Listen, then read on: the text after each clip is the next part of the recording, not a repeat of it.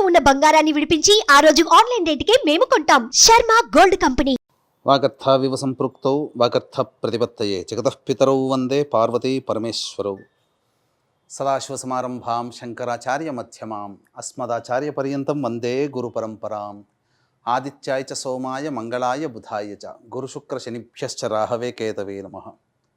శృంగేరి జగద్గురు పీఠాధిపతులకి కంచి పీఠాధిపతులకి నమస్కారములు తెలియజేసుకుంటూ కార్యక్రమాన్ని ప్రారంభిద్దాం. వీక్షించేటువంటి ప్రేక్షకులకి మనవి, ఈ ఆంగ్ల నూతన సంవత్సరం 2025 సంవత్సరంలో జనవరి 1వ తారీఖు నుంచి డిసెంబర్ 31వ తారీఖు వరకు వివిధ రాశుల వారికి గ్రహగతుల యొక్క ప్రభావం వలన ఏ విధంగా ఉండబోతుంది, మంచి చెడు అనేటువంటి విషయాల గురించి సవివరమైనటువంటి విశ్లేషణాత్మకమైనటువంటి ఫలితముల గురించి తెలిపే ప్రయత్నము చేస్తాను. అయితే ప్రేక్షకులు గమనించాల్సినటువంటి అంశం ఏంటంటే, ఈ క్రోధినామ సంవత్సరం ఇంకా పూర్తి కాలేదు. కొత్తగా వచ్చే ఉగాది నుంచి విశ్వావసనామ సంవత్సరం ప్రారంభమవుతుంది కదా. మరి ఆ విశ్వావసనామ సంవత్సర ఫలితాలు అనేటువంటిది ప్రామాణికంగా కాకుండా ఆంగ్ల నూతన సంవత్సరం చెప్పేటువంటిది ఎక్కడ ఉంది అంటే, ప్రధానంగా గమనించాల్సిన అంశం ఏంటంటే, మనకు శాస్త్రములన్నీ కూడా ప్రపంచమంతా ఏది అంగీకరిస్తుందో అది కూడా ధర్మబద్ధమే, శాస్త్ర సమ్మతమే అని మనకు చెప్పబడి ఉంది. కాబట్టి ప్రపంచమంతా 2025 సంవత్సరం కోడే కూస్తుంది. కాబట్టి ఈ 2025 సంవత్సరంలో ఎలా ఉండబోతుందనే విషయాల్ని క్లుప్తంగా మీకు తెలియజేస్తాను. మళ్ళీ విశ్వావసనామ సంవత్సరం ఎప్పుడైతే ప్రారంభమవుతుందో అప్పుడు మళ్ళీ ఈ ఆంగ్ల నూతన సంవత్సరం కాకుండా విశ్వావసునామ సంవత్సర పంచాంగ ఫలితములని తెలిపే ప్రయత్నం కూడా అప్పుడు చేసుకుందాం. జనవరి 1వ తారీఖు నుంచి డిసెంబర్ 31వ తారీఖు వరకు మిథున రాశి వారికి ఏ విధంగా ఉండబోతుందో క్లుప్తంగా తెలియజేసే ప్రయత్నం చేస్తాను. గ్రహ సంచారం కనుక చూసుకున్నట్లయితే మే 9 వరకు వృషభ రాశిలో గురుడు సంచారం చేస్తూ, మే 9 నుంచి సెప్టెంబర్ 25 వరకు మిథున రాశిలో, మళ్ళీ సెప్టెంబర్ 28వ తారీఖు నుంచి నవంబర్ 11 వరకు అతిచారముతో గురుడు కర్కాటక రాశిలో, మళ్ళీ నవంబర్ 12 నుంచి డిసెంబర్ 28 వరకు కర్కాటకంలోనే వక్రీకరించి స్థితి పొంది ఉండడము. చూసుకున్నట్లయితే ప్రధానంగా మే నుంచి డిసెంబర్ వరకు కూడాను కర్కాటకంలోనే గురుని యొక్క ప్రభావము కనబడుతుంది. అనగా మిథున కర్కాటకాల్లో గురు సంచారం ఎక్కువగా సెప్టెంబర్ నుంచి డిసెంబర్ వరకు కర్కాటకంలోనే ఉంటున్నాడు. అంటే దాదాపుగా 8 నెలలేమో ఉన్నటువంటి 8 నెలల్లో మే వరకు 5 నెలల వరకు వృషభ రాశిలో గురువు, అలాగే మిథున రాశిలో 3 నెలలు, మిగిలిన 4 నెలలు కర్కాటక రాశిలో. వెరసి చూసుకున్నట్టయితే చాలా విచిత్రమైనటువంటి పరిస్థితులలో ఈ మిథున రాశి వారు ఉండబోతున్నారని చెప్పవచ్చు. ఇక శని సంచార ప్రభావం కూడా చూసుకున్నట్లయితే ప్రధానంగా ఏప్రిల్ 16వ తారీఖు వరకు కుంభంలోనే స్థితి పొంది ఉండడం, 16 నుంచి అక్టోబర్ 9 వరకు మీనరాశిలో, మళ్ళీ జూలై 8న వక్రీకరించి మీనరాశిలోనే వక్రీకరించి ఉండడం, అక్టోబర్ 10న మళ్ళీ కుంభరాశిలోకి మళ్ళీ ప్రవేశం చేసి వక్రీకరించి స్థితి పొంది ఉండడం. ఈ కారణం చేత వక్రగమనం, ఈ కారణం చేత కొన్ని విపత్కర పరిస్థితులు, కొన్ని ప్రత్యేకమైనటువంటి ఇబ్బందికర పరిస్థితులు ఈ మిథున రాశి వారు పొందబోతున్నారు. ఇక రాహుకేతులు కనుక చూసుకున్నట్లయితే మే 15 వరకు మీనరాశిలోనే, అలాగే 16వ తారీఖు నుంచి కుంభరాశిలోకి రాహువు, అలాగే సింహరాశిలోకి కేతువు. మే 15వ తారీఖు వరకు కేతువు కన్యా రాశిలో సంచారం చేస్తుంటాడు. కాబట్టి వెరసి చూసినట్లయితే ఈ మిథున రాశి వారికి శుభ అశుభ మిశ్రమ ఫలితాలు ఉంటాయి. ముఖ్యంగా మే 9 నుంచి సెప్టెంబర్ 28వ తారీఖు వరకు ఉన్నటువంటి స్థితిగతులను చూసినట్లయితే వెయిట్ పెరిగే అవకాశం ఉంటుంది. ప్రధానంగా హెరిడిటీగా ఏదైనా ఇబ్బందులు పడుతున్నటువంటి, హెరిడిటీగా వారసత్వంగా ఈ మధుమేహము, షుగర్ అనేటువంటి వ్యాధిన ఉండేటువంటి వాళ్ళైతే షుగర్ బారిన పడే అవకాశాలు ఈ యొక్క మే 9వ తారీఖు నుంచి సెప్టెంబర్ 28వ తారీఖు వరకు గోచరమవుతుంది. కాబట్టి ఫుడ్ డైట్ విషయంలో జాగ్రత్తలు ఈ యొక్క మిథున రాశి వాళ్ళు ఉండాలి, అందులో సందేహమే లేదు. ఇక ముఖ్యంగా చూసుకున్నట్లయితే 16వ తారీఖు మే నుంచి రాహుగ్రహ సంచార ప్రభావం చేత పితృ సంబంధీయ వర్గీయులతో విభేదాలు ఏర్పడతాయి. అనగా బాబాయిలు, పెదనాన్నల కొడుకులు, అక్కలు, చెల్లెళ్ళతో కానీ పితృ సంబంధమైనటువంటి ఇబ్బందికర పరిస్థితులు, తండ్రి గారి ఆరోగ్యం పట్ల కూడాను శ్రద్ధ వహించాలి. ప్రధానంగా చూసుకున్నట్లయితే ఈ యొక్క అక్టోబర్ 10వ తారీఖు నుంచి, అనగా జూలై 8వ తారీఖు నుంచి నవంబర్ 26వ తారీఖు వరకు కూడా తండ్రి గారి ఆరోగ్యం పట్ల శ్రద్ధ వహించాల్సినటువంటి పరిస్థితి. కాబట్టి జాగ్రత్తలు పాటించండి. ఇక గమనించుకున్నట్లయితే ఈ యొక్క మిథున రాశిలో జన్మించినటువంటి ఉద్యోగస్తులకి, కేంద్ర ప్రభుత్వ ఉద్యోగస్తులకి అనుకున్నటువంటి చోటికి బదిలీలు జరిగేటువంటి అవకాశం ఉంటుంది. ప్రమోషన్స్ కూడా ఏర్పడే అవకాశం ఉంటుంది. అయితే ప్రమోషన్స్ ఎప్పుడు ఏర్పడతాయి? మార్చి 13 నుంచి ఏప్రిల్ 12 లోపల కానీ, లేదా ఆగస్టు 16వ తారీఖు నుంచి సెప్టెంబర్ 15వ తారీఖు లోపల కానీ, లేదా నవంబర్ 15వ తారీఖు నుంచి డిసెంబర్ 15వ తారీఖులో కానీ ఈ యొక్క సంబంధించినటువంటి ఉద్యోగ ప్రమోషన్స్ పొందే అవకాశాలు గోచరమవుతున్నాయి. నిరుద్యోగస్తులకి కూడా మార్చి 13 నుంచి ఏప్రిల్ 12 మధ్యకాలంలో, అలాగే ఆగస్టు 16వ తారీఖు నుంచి సెప్టెంబర్ 15 మధ్యకాలంలో, మరియు నవంబర్ 15వ తారీఖు నుంచి డిసెంబర్ 14వ తారీఖు మధ్యకాలంలో నిరుద్యోగస్తులకి ఉద్యోగం లభించడం కానీ, ప్రైవేట్ రంగంలో ఉన్నటువంటి వారికి ప్రమోషన్స్తో కూడుకున్నటువంటి ఉద్యోగ లైఫ్ అనేటువంటిది ఏర్పడబోతుంది. కాబట్టి ఊహించిన దానికంటే కూడా ఎక్కువ శుభ ఫలితాలు అనేటువంటివి పొందబోతున్నారు. ఇక వివాహం కావాల్సినటువంటి అబ్బాయిలకి, అమ్మాయిలకి ప్రయత్నము బాగా చేస్తే తప్ప వివాహ ప్రయత్నంలో సక్సెస్ కావనేటువంటి విషయాన్ని గమనించుకోవాలి. ముఖ్యంగా ఈ యొక్క మిథున రాశిలో జన్మించినటువంటి వారికి ఈ సప్తమ దశమాది గోచార రీత్యా జన్మరాశుల సంచార ప్రభావము చేత మే 9 నుంచి సెప్టెంబర్ 28 మధ్యకాలంలో మీ యొక్క వాక్కుని అదుపులో ఉంచుకునే ప్రయత్నం చేయండి.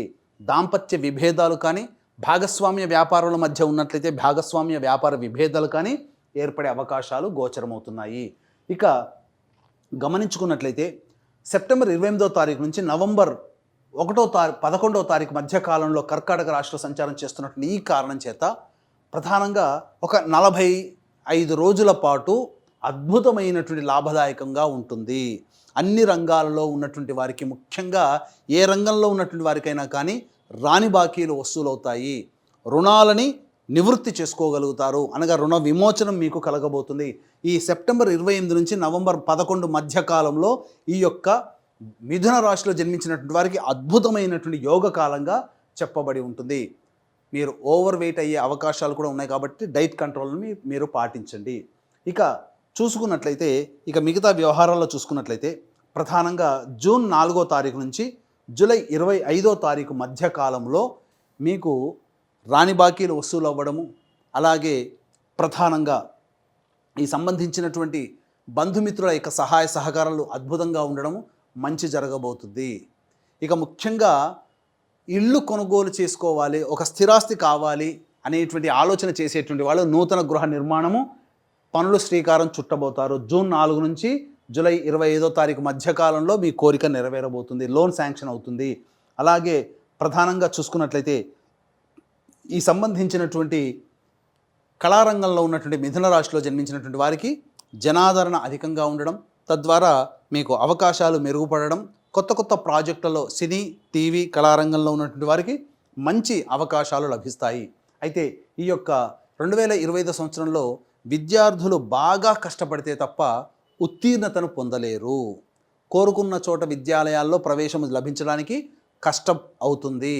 కాబట్టి ఇంకా దుర్వ్యసనాల పాలయ్యే అవకాశం ఉంటుంది. కాబట్టి ఈ మిథున రాశిలో జన్మించినటువంటి పిల్లల తల్లిదండ్రులు వాళ్ళ పట్ల ఒక కన్నేసించి ఉండడం శ్రేయస్కరమని చెప్పవచ్చు.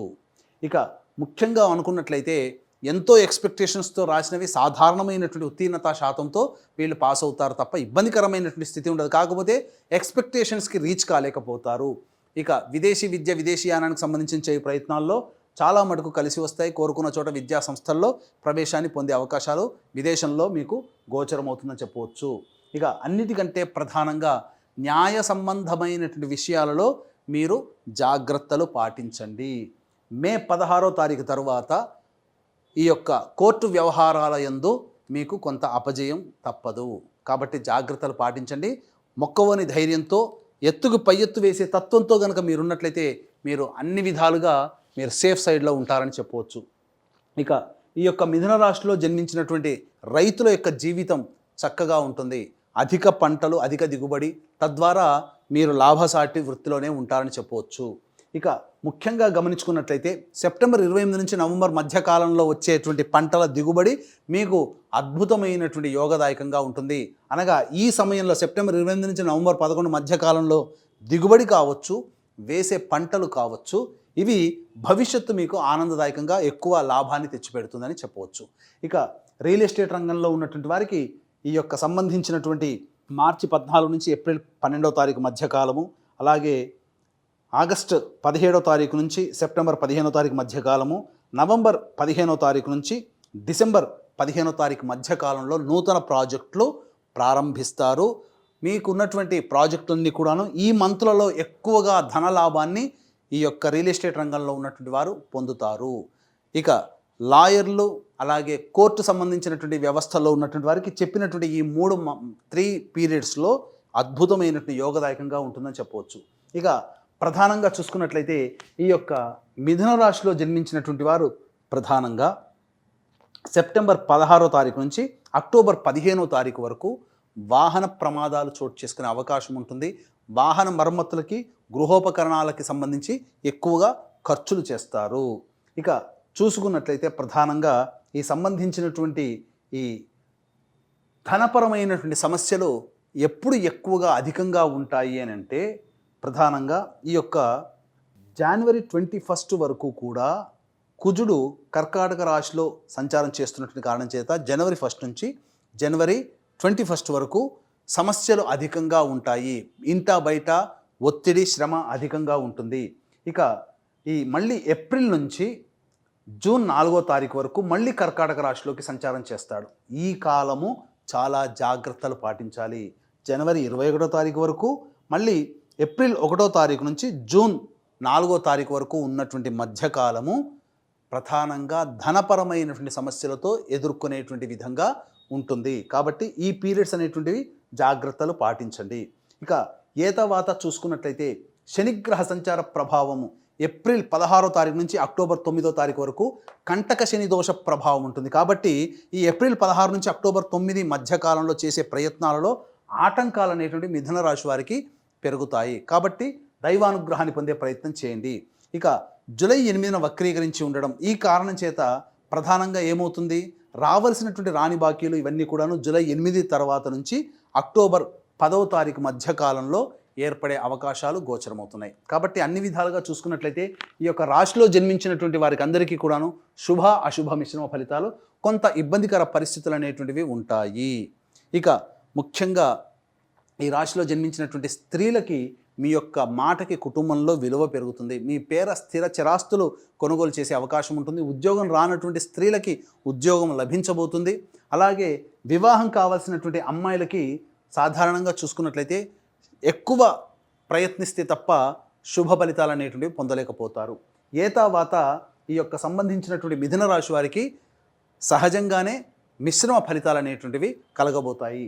ఇక చూసుకున్నట్లయితే ఈ యొక్క సంబంధించినటువంటి హోటల్ రంగంలో ఉన్నటువంటి వారు, ఎఫ్ఎంసీజీ రంగంలో ఉన్నటువంటి వారు, అలాగే రెస్టారెంట్ హోటల్ బిజినెస్ నడిపేవాళ్ళు, ఈ సంబంధించినటువంటి సూపర్ మార్కెట్ జనరల్ స్టోర్ నడిపేటువంటి వాళ్ళు, విద్యాలయ సంస్థలు నడిపేటువంటి వాళ్ళు, జ్యువెలరీ రంగంలో ఉన్నటువంటి వారు, అలాగే పూజా సంబంధించినటువంటి నడిపేటువంటి వాళ్ళు, అలాగే తీర్థయాత్రలు చేసేటువంటి వారు కనుక చూసుకున్నట్లయితే ఈ అన్ని రకాలైనటువంటి వ్యాపారస్తుల వాళ్ళందరికీ సెప్టెంబర్ 28 నుంచి నవంబర్ 11 వరకు అద్భుతమైనటువంటి కాలంగా చెప్పబడి ఉంటుంది.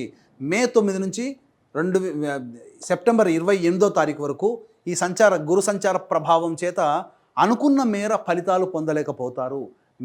జనవరి 1వ తారీఖు నుంచి మే 9వ తారీఖు వరకు ఈ యొక్క గురు సంచార ప్రభావం వలన తీర్థయాత్ర క్షేత్ర సందర్శనము, ఖర్చులు ధర్మానికే ఖర్చులు. అంటే ఏంటి, ఇక్కడ మీ పెట్టేటువంటి ఖర్చులు ఏదైతే ఉంటాయో అవి మీకు దైవానుగ్రహాన్ని పొందే విధంగా ఖర్చులు ఉంటాయి మే 9 వరకు అని చెప్పవచ్చు.